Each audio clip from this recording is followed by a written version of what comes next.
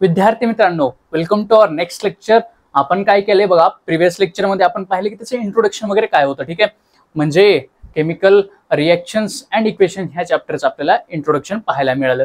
आता आपण पाहू की केमिकल रिएक्शन म्हणजे काय. म्हणजे आपण तिथे पाहिले की केमिकल रिएक्शनला काय म्हणतात, फिजिकल रिएक्शन काय म्हणतात, केमिकल चेंज म्हणजे काय असतो, फिजिकल चेंज म्हणजे काय असतो.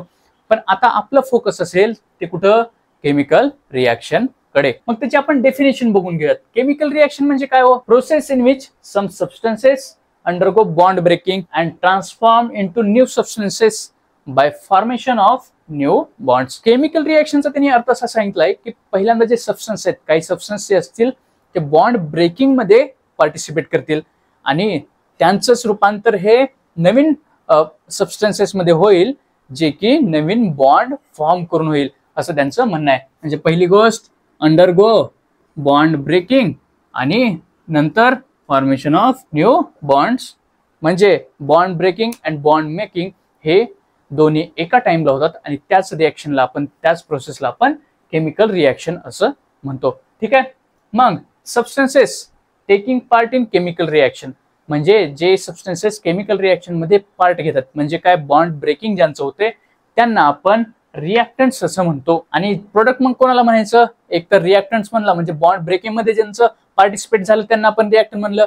आता पण ज्यांचं बॉन्ड फॉर्मेशन होणार आहे, नवीन बॉन्ड जे फॉर्म होणार आहे त्या सबस्टन्सेसला काय म्हणायचं बा, त्यांना म्हणायचं प्रोडक्ट. प्रोडक्ट मध्ये काय होतं, substance form as a result of chemical reaction by forming new bonds. म्हणजे ज्या सबस्टन्स मध्ये न्यू बॉन्डचं फॉर्मेशन होतं त्याच सबस्टन्सेसला आपण प्रोडक्ट असं म्हणतो. आता बघा, एक्झाम्पल मध्ये आपण घेतले एक एक्झाम्पल, काय, C+O2 इक्वल्स टू CO2. म्हणजे बॉन्ड फॉर्मेशन होऊन इथं ह्यांचं बघा झालं बॉन्ड ब्रेकिंग झाला, इथं ह्यांचं झालं बॉन्ड फॉर्मेशन, म्हणून ते दोघे एकत्र आले आणि CO2 फॉर्म झाला. ठीक आहे. आणि C आणि O2 ला आपण काय म्हणायचं, रिएक्टंट म्हणायचं. ज्यांचा काय झाला, बॉन्ड ब्रेक झाला, त्यांनी रिएक्शन मध्ये पार्टिसिपेट करतायत. आणि CO2 ला आपण म्हणायचं प्रोडक्ट, जे की न्यू बॉन्ड फॉर्म करून हा एकत्र कंपाऊंड तयार झाला, त्याला आपण प्रोडक्ट म्हणायचं. कार्बन आला कोल मायनिंग पासून, O2 आला फ्रॉम एअर म्हणजे ऑक्सिजन आला एअर पासून. बघा, म्हणूनच आपण म्हणतो की कोल मायनिंग हे धोकादायक आहे. का बरोबर, कार्बन आला कोल मायनिंग पासून आणि एअर तर आपल्याला प्रेझेंटच आहे, त्याच्यापासून CO2 बनला आणि CO2 हे ग्लोबल वॉर्मिंग इन्क्रीज करण्यासाठी एक महत्वाचा फॅक्टर आहे. त्यामुळे आपण म्हणतो की कोल मायनिंग बाबा कशी आहे, थोडीशी घाण आहे. आणि त्यामुळेच आपण बघा ट्रेन सुद्धा आपण कोलवरच्या ट्रेन कमी करून त्याला आपण चार्जिंग वर शिफ्ट केले. ठीक आहे. पहा, त्याने तुम्हाला एक ऍक्टिव्हिटी करायला सांगितलंय. ठीक आहे.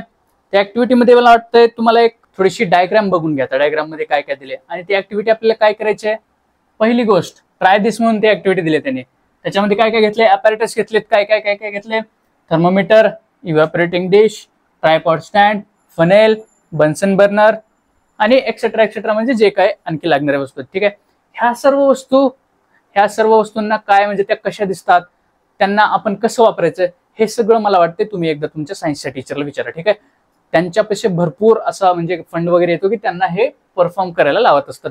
ठीक आहे. त्यांना आग्रह करा, त्यांना म्हणा की आम्हाला हे परफॉर्म करायचे आणि त्यांना घेऊन जा कुठं, सायन्स लॅब मध्ये. ठीक आहे. दुसरी गोष्ट, केमिकल्स घ्यायला लावलेत. कोणकोणते, लाइमस्टोन पावडर म्हणजे CaCO3, copper sulphate CuSO4, calcium chloride CaCl2, potassium chromate K2CrO4, zinc dust, झिंकचं पावडर एक फाईन पावडर जे असतं ते घ्यायला लावलंय, सोडियम कार्बोनेट म्हणजे Na2CO3 आणि थॅलिक अनहायड्राइड म्हणजे C8H4O3 एक्सेट्रा एक्सेट्रा, म्हणजे जे काही आणखी लागणाऱ्या वस्तू आहेत त्या त्यांनी घ्यायला सांगितल्या. ठीक आहे.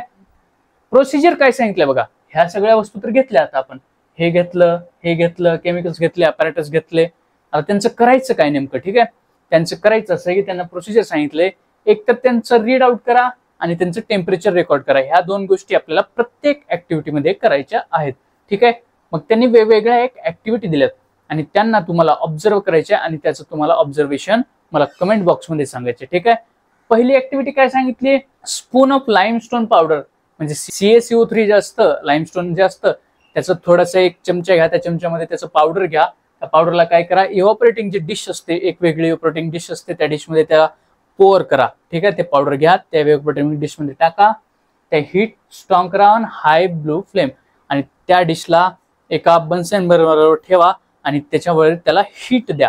आणि हीट दिल्यानंतर म्हणजे स्ट्रॉंग हीट द्या, म्हणजे जिथे की ब्लू फ्लेम असेल बघा हीट देताना ही दोन प्रकार, एक तर ब्ल्यू फ्लेम ती कशी असते, ती स्ट्रॉंग वाली असते, आणि ज्याला येलो फ्लेम असते ती असते लेस स्ट्रॉंग वाली, म्हणजे ती कमी फ्लेमची असते. ठीक, तशी फ्लेम द्या आणि त्याला हीट करा, त्याचं काय करा, रीड करा आणि टेम्परेचर रेकॉर्ड करा, काय झालं ते पहा आणि त्याचं टेम्परेचर रेकॉर्ड करा. तशाच प्रकारे दुसरी ऍक्टिव्हिटी करा, काय, add zinc dust into copper sulphate solution.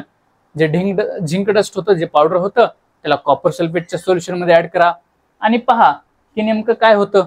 ठीक आहे, त्याचं ऑब्झर्वेशन करा आणि त्याचं टेम्परेचर रेकॉर्ड करा. तिथं काय पाहायला भेटतंय, कलरलेस ZnSO4 आपल्याला पाहायला मिळतो. ठीक आहे, तशाच प्रकारे तिसरी ऍक्टिव्हिटी करा, काय, ऍड पोटॅशियम क्रोमॅट म्हणजे K2CR4 to barium sulphate BaSO4 मध्ये पोटॅशियम क्रोमॅट ऍड करा आणि तिथं पहा त्याचं रीड आउट करा आणि त्याचं टेम्परेचर आपल्याला पाहायचं आहे. तशाच प्रकारे चौथी ऍक्टिव्हिटी करायची आहे, काय, add sodium carbonate NaOC3 solution to calcium chloride solution. म्हणजे सोडियम कार्बोनेट सोल्युशन हे कॅल्शियम क्लोराईड सोल्युशन मध्ये ऍड करायचंय आणि आपल्याला पाहायचंय की त्याचं नेमकं काय होतं आणि त्याचं टेम्परेचर रेकॉर्ड करायचंय.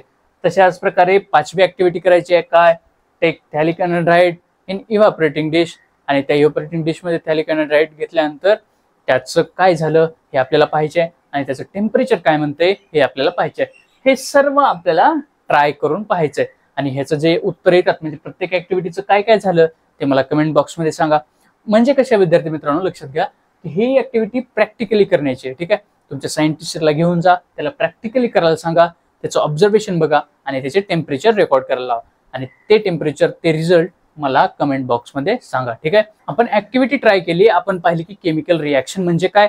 आता आपण पाहतो की केमिकल इक्वेशन म्हणजे काय. इक्वेशन मध्ये आपण आलं तर आपल्याला एक सेकंड ऍक्टिव्हिटी आपण जी ट्राय केली होती ऍक्टिव्हिटी, त्यातली सेकंड ऍक्टिव्हिटी आपण घेतली, काय घेतली, zinc dust added to copper sulphate solution. आपल्याला झिंक डस्ट घ्यायचे, त्याचं फाईन पावडर केलेलं घ्यायचं, झिंकचं कॉपर सल्फेटच्या सोल्युशन मध्ये ते टाकायचं. ठीक आहे, मग झिंक डस्ट घेतली, कॉपर सल्फेट जे ब्लू वालं होतं त्या कॉपर सल्फेट मध्ये आपण टाकलं आणि आपल्याला रिझल्ट काय भेटला, colourless solution of ZnSO4.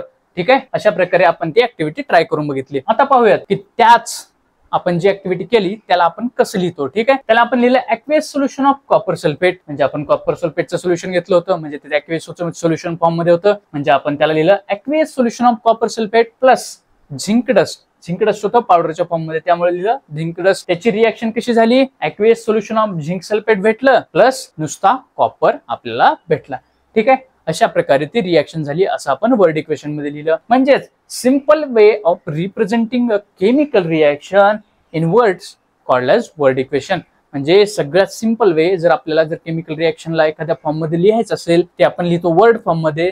Word form म्हणजे आपण मनाने जे अक्षर तयार करतो त्या अक्षरामध्ये आपण लिहितो आणि त्या सगळ्यात सिंपल वेला आपण काय म्हणतो, वर्ड इक्वेशन असं म्हणतो.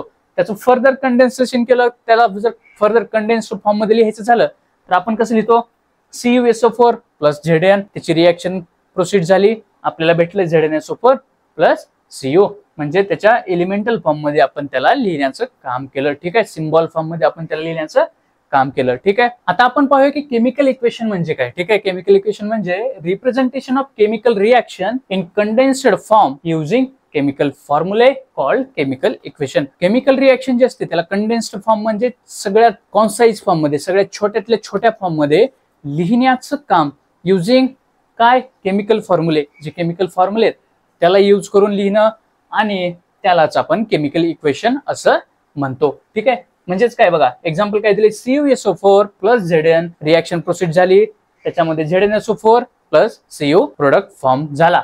हे रिॲक्टंट आणि हा प्रोडक्ट, हे जेव्हा रिॲक्टंट पार्टिसिपेट झाले केमिकल रिॲक्शन मध्ये तेव्हा हे प्रोडक्ट फॉर्म झाले असं आपलं म्हणणं आहे. इथं झालं बॉन्ड ब्रेकिंग, इथं झालं बॉन्ड मेकिंग, असं देखील आपण समजून घेतलंय.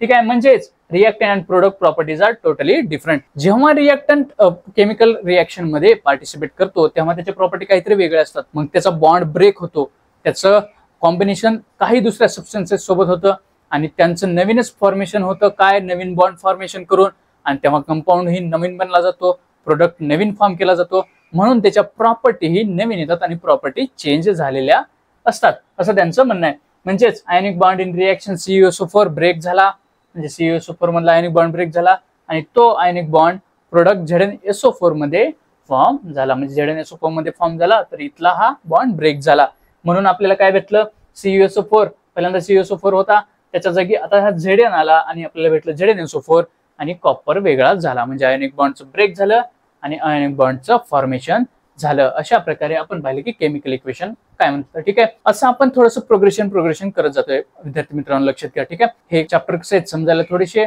अवघड वाटतील तुम्हाला, पण जर तुम्ही ह्याला फॉलो करत गेलात, या लेक्चर्सला एक गतीनं तुम्ही पाहत घेत गेलात, तर तुम्हाला लक्षात येईल की म्हणजे काय नाही बाबा, हा कन्सेप्ट पण सोपेच. ठीक आहे, इथपर्यंत आला त्यासाठी म्हणजे इथपर्यंत आलात तर त्याला लाईक करा, शेअर करा, सबस्क्राईब करा.